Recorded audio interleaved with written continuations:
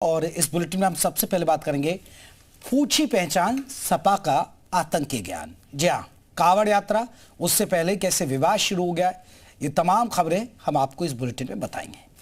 UP में कांवड़ यात्रा को लेकर जारी विवाद थमने का नाम नहीं ले रहा है। अब इस मामले में सपा के पूर्व सांसद एसटी हसन के बाद सपा विधायक रविदास मेहरोत्रा ने बीजेपी की तुलना आतंकवादियों से कर दी। उन्होंने कहा कि कांवड़ यात्रा के समय जो लोग कांवड़ मार्ग पर दुकान लगाते हैं उनसे उनकी जाति और धर्म पूछना पूरी तरह से गलत है। मेहरोत्रा ने कहा कि बीजेपी और आतंकवादियों में कोई फर्क नहीं है। बीजेपी और आतंकवादी दोनों धर्म और जाति पूछकर हमला करते हैं। बीजेपी ने सपा के नेता के बयान पर कड़ी आपत्ति जताई। पार्टी का कहना है कि मेहरोत्रा का बयान समाजवादी पार्टी के प्रमुख अखिलेश यादव के इशारे पर आया है। कांवड़ यात्रा के समय जो लोग दुकान लगाते हैं उनको उनका जाति और धर्म पूछना पूर्ण रूप से अनुचित है।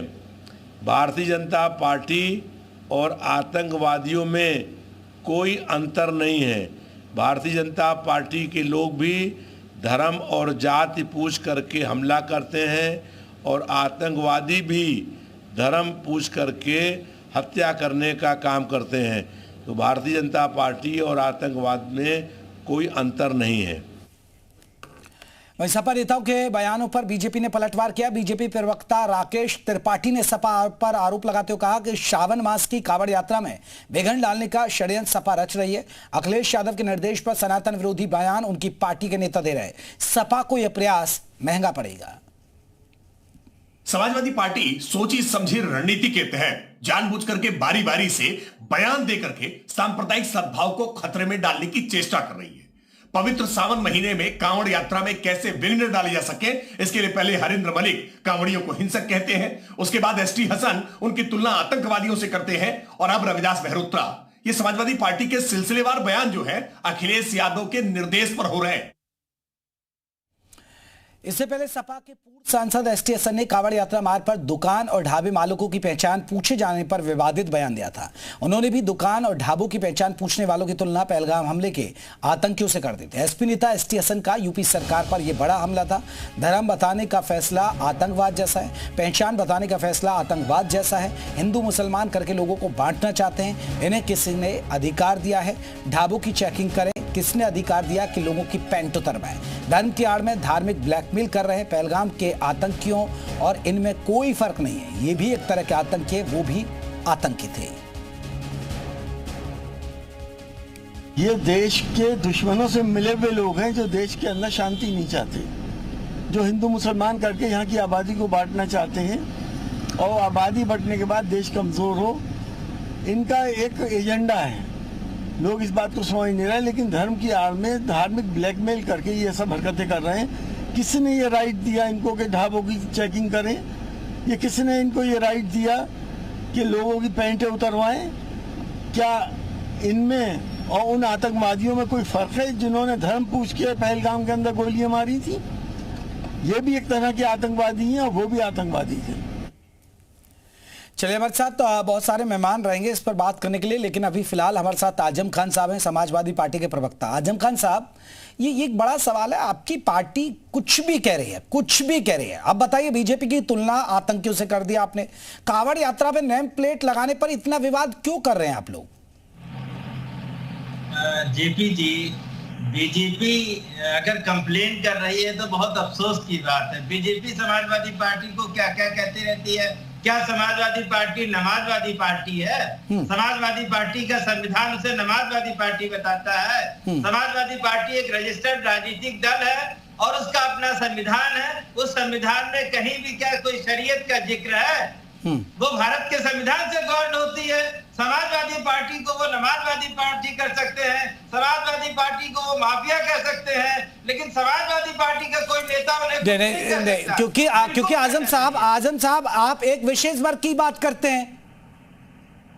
नहीं, हम बिल्कुल विशेष वर्ग की बात कहाँ, संविधान क्यों? पार्टी तो फिर आपको क्या आपत्ति है? ठीक है, अगर नेम प्लेट लग जाएगी, अगर एक महीने कांवड़ यात्रा गुजर रही है, एक महीने के लिए कांवड़ यात्रा गुजर रही है, तो उसमें नेम प्लेट लग जाएगी तो दिक्कत क्या आ रही है भाई? लगने दीजिए। समाजवादी पार्टी को दिक्कत नहीं है, भारतीय संविधान को दिक्कत है इस बात की। सुप्रीम कोर्ट को दिक्कत है इस बात तो आप की, जाइए ना फिर से लेकिन सुप्रीम कोर्ट, भाजपा- आप जाइए ना भाजपा सुप्रीम कोर्ट। मोडर्नाइजेशन करना चाहती है। क्या यात्रा बिना नेम प्लेट के संपन्न उत्तर प्रदेश शासन नहीं करा सकता क्या? उत्तर प्रदेश प्रशासन इतना निकम्मा हो गया है कि वो उस रूट को सुरक्षा नहीं दे सकता क्या? उस रूट पे जो ढाबे हैं उनको रेगुलराइज नहीं कर सकता है क्या?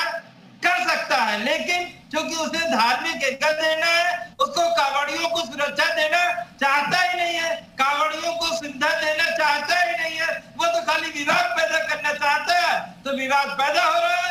नहीं, आजम साहब एक बात बताइए। अच्छा, नेम प्लेट दिक्कत अगर कोई पहचान है, अगर एक सावन का महीना होता है, आप भी जानते हैं कि ये बहुत ही आस्था का है कांवड़ियों के लिए, ना तो नॉनवेज खाते हैं ना इन दिनों में शराब पीते। सावन के महीने में कांवड़ यात्रा भी ना करें लोग तो भी नॉनवेज नहीं खाते हैं।